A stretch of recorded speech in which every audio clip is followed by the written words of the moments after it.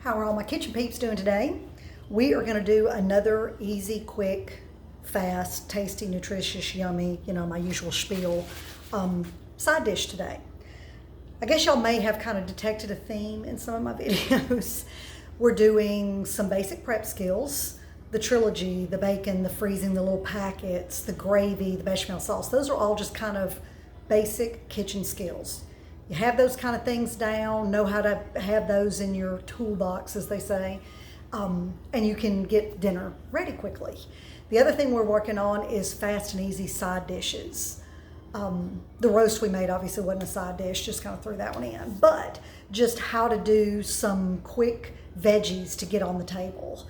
And as we move through these, we're going to get into some other kinds of recipes and doing casseroles and other things with vegetables besides the kind of quick ways I've been showing you. But I think it's really important that everybody have just some basic things that you can throw together real fast that are tasty and nutritious. So that's what we've been focusing on. Just didn't want y'all to think that's all we're ever going to do. We're going to do other stuff. But let's talk about chard.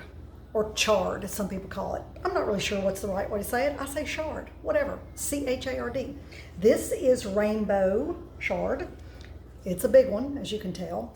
I got this from an organic supplier I order from. Look at that mambo thing. I mean, that is one ginormous leaf. Usually they're a little stiffer than this. They've been in my fridge only for about 3 days, so none of this 2-week stuff like I've done in the past. But they weren't in my crisper because it was full, so they've gotten a little wilted. But there's nothing wrong with them. They're still yummy. I'm not actually going to cook all these today because I have a big bin full. Ooh, look at that. This came out of our garden. Super excited about it. I mean, they're smaller, but it's still the same thing. It's just a different variety of rainbow chard. These kind of look like beet greens, but it's chard. Kind of a crinkly leaf. They're different. They're different colors. Oh, bugs had a heyday with that one, but hey, I'm good with it. I'll still eat it. All kinds of yummies. So that's what I'm going to cook mainly, but I wanted to show you kind of some of the difference. It's all the same thing. It's all rainbow chard. It's just different variety, different size, but all really good. So I'm gonna flip you down here and you can see what I'm gonna do.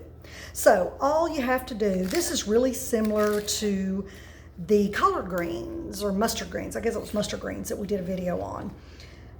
There's no right or wrong way to cut these. I usually just cut the stem out and then kind of do like that. I mean, I'll stack a bunch of them up. You just want them, they're real similar as far as taste and texture. Well, not quite texture. They don't cook down quite as much as spinach does. But as far as taste goes, real similar to spinach. And I am a spinach eating machine, so I love them. But I'll just take all of these. Now, when they're a lot smaller than this jumbo thing I just did, I don't worry about getting the stem out of there. I'll just kind of cut it like that, because they're still real tender. And what's a lot quicker is just kind of go through here and do this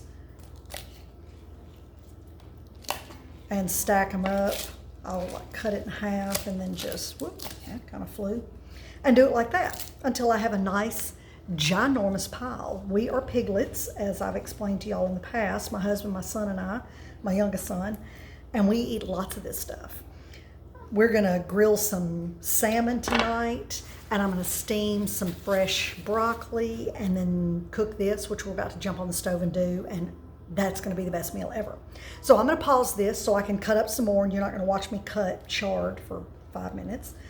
And I'll be back and we'll jump over to the stove and cook. Okay, we're back. I wanted to show y'all, I've flipped over to the stove, but here's the stems that I cut off. You can do a lot of different things with these. A lot of times, I will cut them up, mince them real fine, and put them in with the chard leaves that I've chopped up. I'm not gonna do that this time just because I've got tons of chard and I'm just not gonna do it. I'll put them in my compost. These are actually gonna go to my chickens. Sometimes I put them in my worm bin. So if you don't have chickens or a worm bin, that's not an option for you. But another thing you can do is just throw them in a bag, a Ziploc bag, and put them in your freezer. And we'll come back to that. So hang on to that thought, but never, ever, ever throw away something like that. If you don't compost or feed chickens or worms, then stick them in a bag in the freezer and hold that thought. All right, so what we're fixing to do, I've got my favorite cast iron skillet. I grabbed a couple of ounces of chopped bacon out of my freezer. I just had it sitting out when I first started the video, so it's already pretty much thawed. I had done this exact thing a couple of weeks ago for us for dinner one night, so I already had taken one of my 4-ounce packages and busted it in half. So this is the other 2 ounces. And depending on how much you're cooking, depends on how much you put in there. If you like tons of bacon, put the whole 4 ounces in there. It's your kitchen, do what you want. I find that this amount for about, I don't even know, I didn't weigh it. I know I'm breaking my own rules. But about that amount of chard feeds the 3 of us really well and works out good. So I'm going to add some of my trilogy, but I'm going to let this render down first because I want to get some of the fat out of it and not get it crispy, but get it partially cooked. Then we'll add about a 1/4 cup of the trilogy and let it cook down, and then add the chard. And I'll tell y'all this, let me flip this up because I feel like I'm talking to myself. Yikes, that was not intentional. This dadgum tripod, I need a new one, I guess. Sorry about that. But this, I started to do a video on this by itself, but then I thought, that might be a little too basic. I hope that sun's not hurting y'all's eyes back there. Sun, right? I know, yay, it's February 1st, yeah, and the sun's out. But anyway, good Lord, am I on something today? Bacon and trilogy is God's little gift to the kitchen. I mean, that combination with so many vegetables makes an exceptional side dish. Exceptional. Make sure you're using pastured bacon. This is my Happy Farms, my fave. And then we've got our organic trilogy. You can just do chopped onions if you don't have any trilogy made, but make the trilogy so you have it on hand all the time. And then render down your bacon. Add in, I'm going to try and tighten this up while I yap so that when I turn it back down it doesn't break. Oh gosh, y'all, I'm sorry. This is ridiculous. But have your trilogy on hand all the time, and it is such a lifesaver. All right, let me see if this is going to go down without falling. Oh, please don't fall. Oh, there we go. I hope y'all can see that okay. Lord have mercy. Well, this one's not working out well. But anyway, there's my trilogy. But bacon like this, goodness, I wish y'all could smell it. Had to get my little scoop so I can add my little trilogy. Should I have that out already?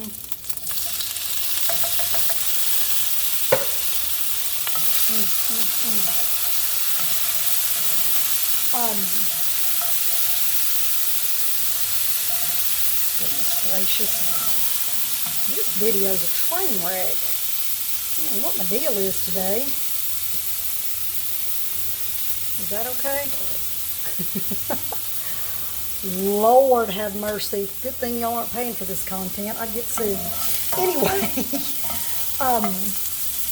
this as the beginning of squash, zucchini, string beans. Oh my word. This and string beans is awesome. I actually have some. I may have to get some out and cook them in a little bit. But if you just cook it down, if you can kind of see the onions starting to get translucent, the bacon's not crispy, but the fat is rendered, it makes the best. And then you just want to throw your chard in here. If you were doing string beans, just dump your string beans in. Stir them around real good. If they're fresh, I would add a little bit of chicken stock. You could even add a little water if you don't have stock. But chicken stock's always amazing. If they're frozen, you don't usually have to add anything because they're going to release a little bit of water from being frozen. And we won't talk about canned because nobody likes no canned vegetables.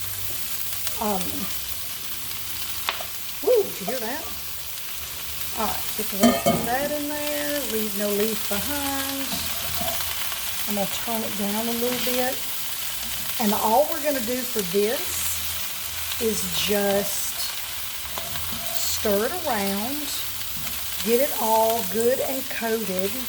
This works great with spinach as well. You know, the video we did that was just with the bacon grease, I think I mentioned cooking down some Trilogy and adding it. So get it good and coated. Let's throw some salt. That's probably half teaspoon. About a quarter teaspoon of pepper.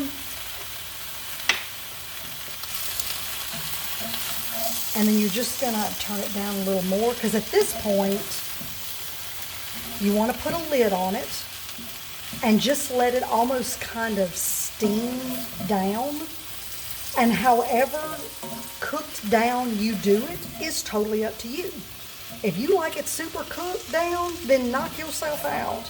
If you like it a little more crispy, which this is probably on the edge of crispy, it's good to go right now. I like it a little in between. I don't want it too cooked down, but I don't want it too crunchy. So I'm gonna grab my lid, hang loose. Okay, got my lid on. I'm gonna turn this up, and if it falls, I'm gonna lose my mind. Oh, that worked. I promise y'all I'm gonna get some editing software and get all fancy with this, but I just hadn't done that yet. So right now you're just dealing with some of my stupidity, sorry. But we're gonna turn that down, put it on low and let it go, I don't know, 5 minutes maybe. I'll check it. And if it's tender enough, I'll cut it off because we're not gonna eat for a little while later. My husband's driving his school bus right now. He is retired and drives a school bus, and that is his ministry, and it's amazing. But anyway, so that's it. See how phenomenal that is? And golly, if you when you taste it, it's the best. We will cram this stuff down our gullets like you can't believe. But back to what I was saying a minute ago, so you can do chard, like I was just showing you. You can do string beans, so good. Any kind of, like if you buy frozen peas, Crowder peas or field peas or any of that kind of garden pea, those are great. Render your fat or your bacon and your Trilogy till it's translucent. If you're doing those frozen peas, you want to add some water, put the peas in there, turn it down, salt, pepper, maybe some garlic powder, throw your lid on there and just let it go until they're cooked. Oh, so good. Squash, yellow crookneck squash is phenomenal. Cut it in little chunks.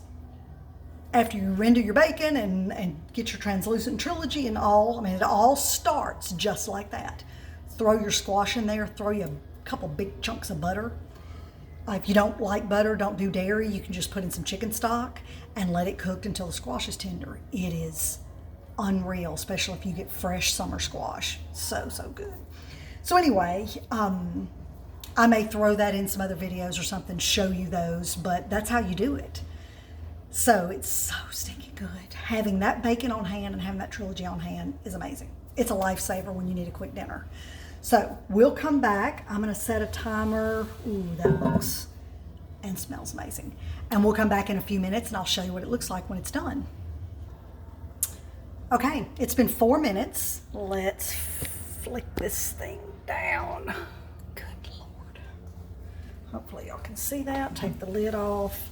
Ooh, yeah, baby, there you go. That's how I like my chard. See, it's just a little bit soft. It's not mushy. Ooh, got a big old fat chunk of bacon there that didn't get cooked down. Oh well. But that's it. It is to die for, and I'm just gonna let this sit right here until my husband gets home later, and then we're gonna do our other stuff and eat supper, and it's gonna be great. But you see how easy that was and how fast that was. I mean, even if you had to chop the piece of bacon up yourself, but have that frozen bacon, it's better. It's easier. But it's just so good. Chard is extremely versatile. I've did about half of that bin that I showed you over there. I'm keeping some because I've been juicing it with a bunch of other fruits and vegetables and stuff.